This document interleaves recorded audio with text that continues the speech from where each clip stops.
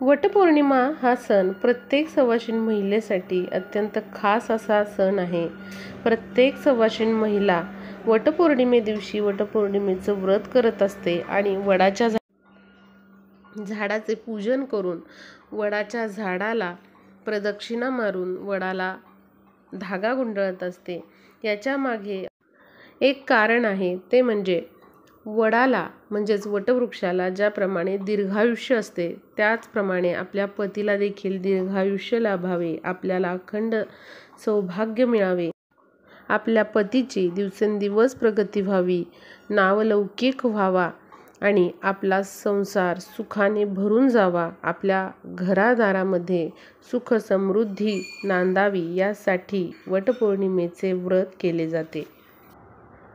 या व्हिडिओमध्ये आपण वटपौर्णिमे दिवशी वडाचे पूजन कसे करायचे याची माहिती घेणार आहोत।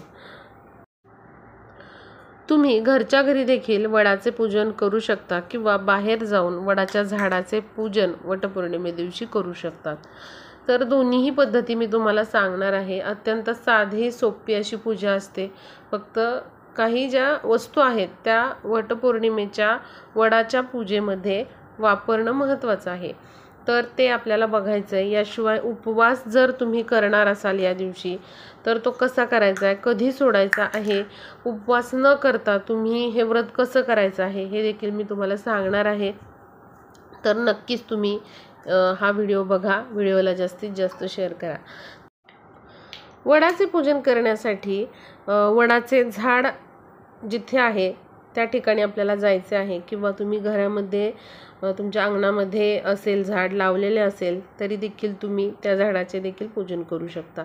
या ठिकाणी बघा साहित्य मी घेतलेलं आहे। आंबा आहे, फुलं आहेत, विड्याची पानं आहेत, त्याचबरोबर हळद, कुंकू आहे, भिजवलेली चणा डाळ आणि शिजवून घेतलेला भात नैवेद्यासाठी घेतलेला आहे। तर आता आपण बघूयात की वटपौर्णिमे दिवशी वडाचे पूजन कसे करायचे। तर या ठिकाणी बघा, घरी जर तुम्ही पूजन करणार असाल तर अर्थातच तुम्ही त्या अंगणामध्ये लावलेलं झाड असेल किंवा कुंडीमध्ये लावलेलं असेल तर आधी आपल्याला कोणतंही पूजन करून घ्यायच्या आधी किंवा सुरुवात करायच्या आधी तिथे दिवा प्रज्वलित करायचा आहे। तुम्ही बाहेर जरी वडाला जाणार असाल तरी काय करायचं, एक पणती जी आहे मातीची ती न्या किंवा कणकेचा दिवा बनवून नेलात तरी चालेल। कणकेचा दिवा नेणार असाल तर मीठ न टाकता तुम्ही फक्त गव्हाच्या पिठाचा दिवा बनवून न्यायचा आहे। यामध्ये जोडवात आपल्याला टाकायची आहे, म्हणजे 2 वातींची मिळून 1 वात आपल्याला बनवायची आहे आणि अशी जोडवात दिव्यामध्ये वापरायची आहे। या ठिकाणी तुम्ही दिव्यामध्ये तिळाचं तेल किंवा मग तूप वापरू शकता, दोन्हींपैकी काहीही वापरू शकता। वडाचं पूजन करण्याआधी तिथे एक दिवा प्रज्वलित करा।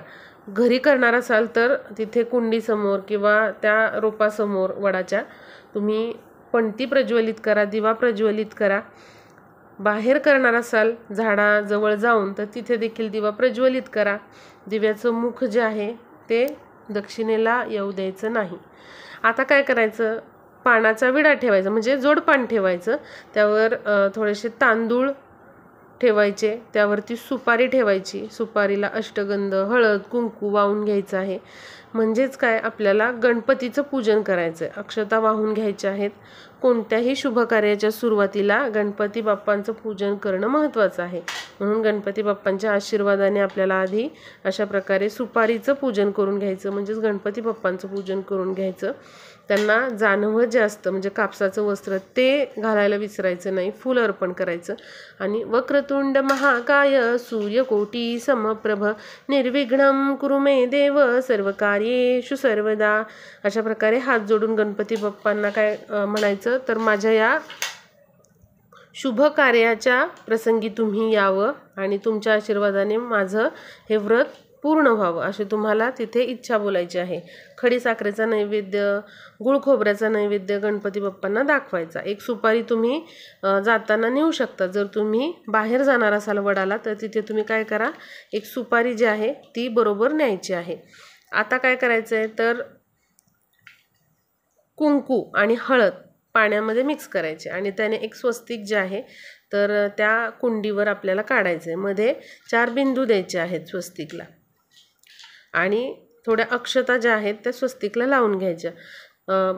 झाडाजवळ गेल्यानंतर देखील तुम्ही तिथे अशा प्रकारे छोटंसं स्वस्तिक खोडावर काढू शकता।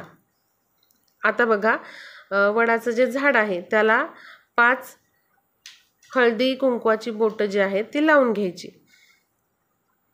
आता जी मी प्रोसेस इथे सांगतेय, घरगुती जी आपण पूजा करणार आहोत घरच्या घरी, तशीच सेम तुम्हाला बाहेर गेल्यानंतर झाडाची करायची आहे। झाडाला देखील 5-5 हळद कुंकवाचे जे बोटं आहेत ती लावून घ्यायची। त्यानंतर अक्षता ज्या आहेत त्या खोडाच्या तिथे वाहायच्या, म्हणजेच इथे आपल्याला वडाच्या झाडाला वाहून घ्यायच्या आहेत।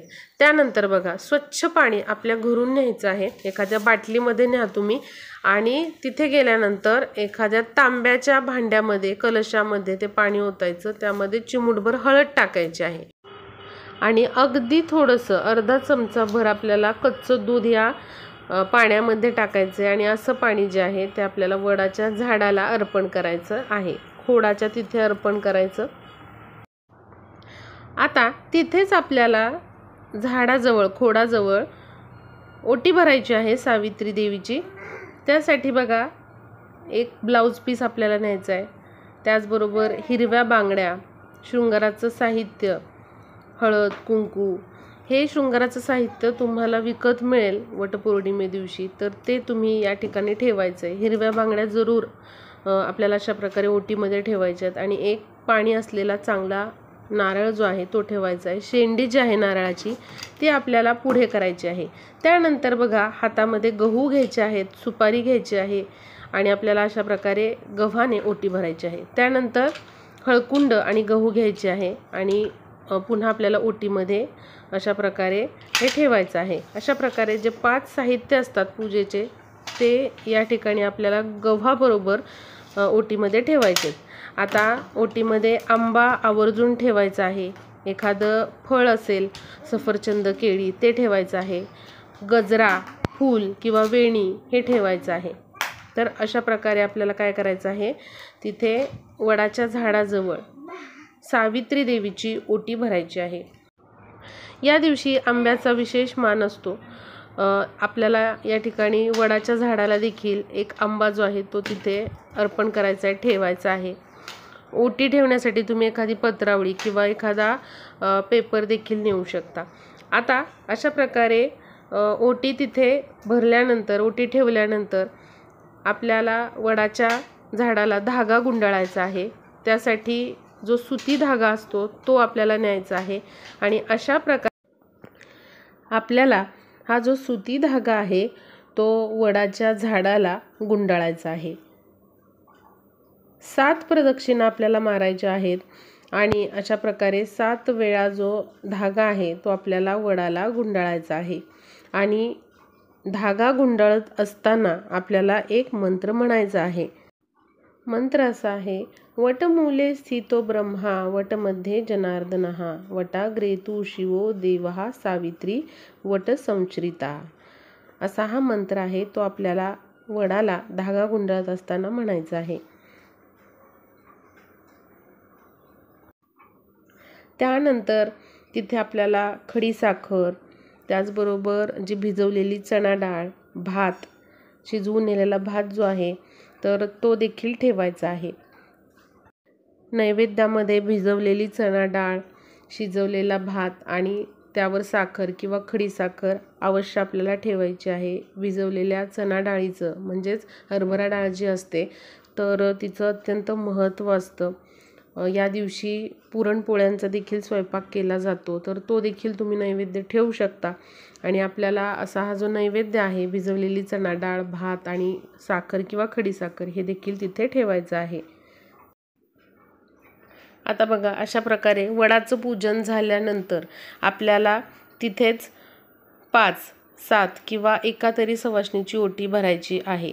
त्यासाठी बघा, ओटीमध्ये ब्लाऊज पीस, गहू, पूजेचे जे साहित्य आहेत तर ते 5 साहित्य किंवा एखादं जरी असलं तरीही चालेल।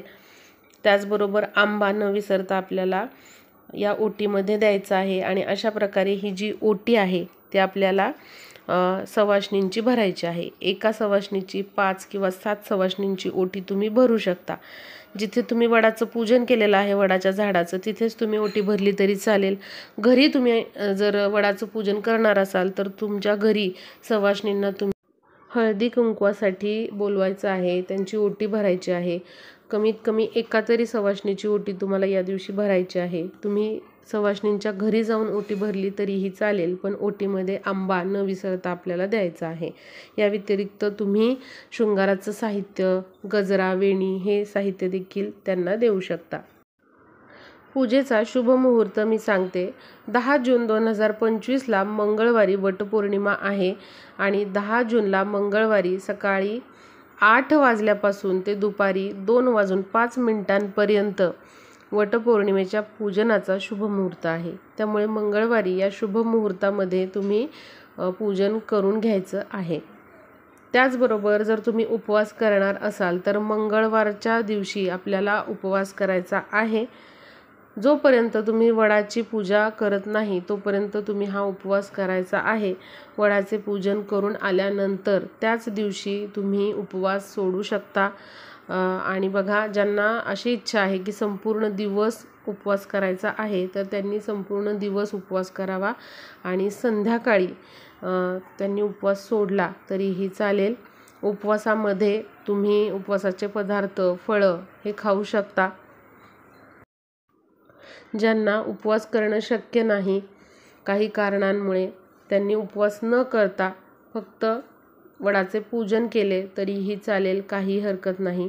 गरोदर महिलांनी 7 महिन्यांच्या आत जर तुम्हाला महिना सुरू असेल तर त्यामध्ये तुम्ही पूजन करू शकता, वडाला जाऊ शकता किंवा घरीच तुम्ही वडाचं पूजन करू शकता. पण तेही शक्य नसेल तुम्हाला काही कारणांमुळे तर तुम्ही वडाचं पूजन यावर्षी नाही केलं, पुढच्या वर्षी केलं तरी चालेल. तुम्हाला जर 7वा, 8वा, 9वा महिना असेल तर अशा गरोदर महिलांनी वडाचे पूजन करू नका किंवा उपवासही करण्याची गरज नाही. तुम्ही पुढच्या वर्षी अशा प्रकारे हे व्रत वटपौर्णिमेचं करू शकता. गरोदर महिलांनी वटपौर्णिमे दिवशी ओटीही तुम्ही भरू नका. पण वटपौर्णिमा सणाचं महत्त्व म्हणून तुम्ही एखादं शृंगाराचं साहित्य, शक्य असेल तर चांदीची जोडवी एखाद्या सवाशीण महिलेला द्या. त्याचबरोबर घरामध्ये विटाळ असेल, सुतक असेल, यामध्ये देखील आपल्याला वडाचे पूजन करता येणार नाही. तुम्हाला उपवास करायचा असेल तर तुम्ही उपवास फक्त करू शकता, पण वडाचं पूजन घरामध्ये किंवा बाहेर जाऊन तुम्हाला करता येणार नाही जर विटाळ, सुतक असेल तर. मासिक पाळी जर असेल महिलांना तर बघा, समजा तुमचा फ्लो 4थ्या आणि 5व्या दिवशी पण होत असेल, त्यामध्ये तुम्ही वडाचं पूजन करू शकत नाही, घरी पण नाही आणि बाहेरही नाही. पण बघा, जर तुम्हाला 4था किंवा 5वा दिवस सुरू आहे आणि फ्लो जो आहे तर तो होत नाही आहे तुम्हाला अजिबातच, तर तुम्ही त्या दिवशी केसावरून पाणी घ्या आणि त्यानंतर तुम्ही वडाचं पूजन केलं तरी चालेल. पण तुम्हाला फ्लो सुरू आहे, 5वा दिवस आहे, तर तुम्ही वडाचं पूजन करू शकत नाही. या गोष्टी आपल्याला लक्षात ठेवायच्या आहेत. वटपौर्णिमा का साजरी केली जाते याविषयीची एक पुराणकथा आहे, ती मी तुम्हाला थोडक्यात सांगणार आहे, तर ती तुम्ही लक्ष देऊन ऐका. फार पूर्वी अश्वपती नावाचा एक राजा होता. त्याला मूल बाळ होत नव्हते. त्याने खूप यज्ञ, दानधर्म केले आणि खूप वर्षांनी सावित्री देवीच्या आशीर्वादाने त्याला सुंदर असे कन्यारत्न प्राप्त झाले. या मुलीचे नाव राजाने सावित्री असे ठेवले. काही वर्षांनी सावित्री लग्नायोग्य झाली. राजाने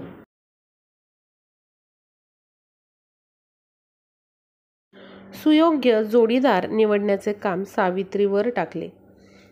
सावित्री एकदा जंगलातून जात असताना तिला एक तरुण दिसला आणि त्या तरुणाचीच निवड सावित्रीने पती म्हणून केली. त्या तरुणाचे नाव होते सत्यवान. सत्यवान देखील एका राजाचा पुत्र होता.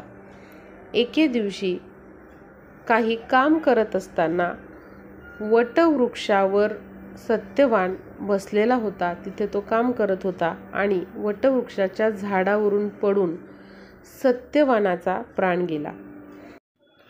त्यानंतर सत्यवानाचे प्राण नेण्यासाठी यमदेव आले आणि ते सत्यवानाचे प्राण न्यायला लागले तेव्हा सावित्रीने यमदेवांना अडवले आणि माझ्या पतीचे प्राण मला परत मिळावे अशी त्यांनी यमाकडे प्रार्थना केली. तरी देखील यमदेव सावित्रीचे काहीही ऐकत नव्हते. तेव्हा सावित्री म्हटली, जर तुम्हाला माझ्या पतीचे प्राण न्यायचे असतील तर माझे देखील प्राण तुम्हाला न्यावे लागतील. आणि हे यमदेवांच्या नियमाच्या बाहेर होते. त्यामुळे यमदेवांनी सावित्रीच्या पतीचे म्हणजे सत्यवानाचे प्राण हे पुन्हा दिले आणि सत्यवान पुन्हा जागा झाला. आणि ही सगळी घटना जी आहे ती वटवृक्षाखाली घडलेली आणि तो दिवस वटपौर्णिमेचा होता. म्हणून त्या दिवसापासून प्रत्येक सौभाग्यवती महिला आपल्या पतीच्या दीर्घायुष्यासाठी वटपौर्णिमेचे व्रत जे आहे ते अगदी मनोभावे करत असते. तर अशी ही वटपौर्णिमेची कथा आहे. व्हिडिओला जास्तीत जास्त शेअर करा म्हणजे सर्वांना वटपौर्णिमेचे पूजन कसे करायचे आणि वटपौर्णिमेची संपूर्ण माहिती समजेल.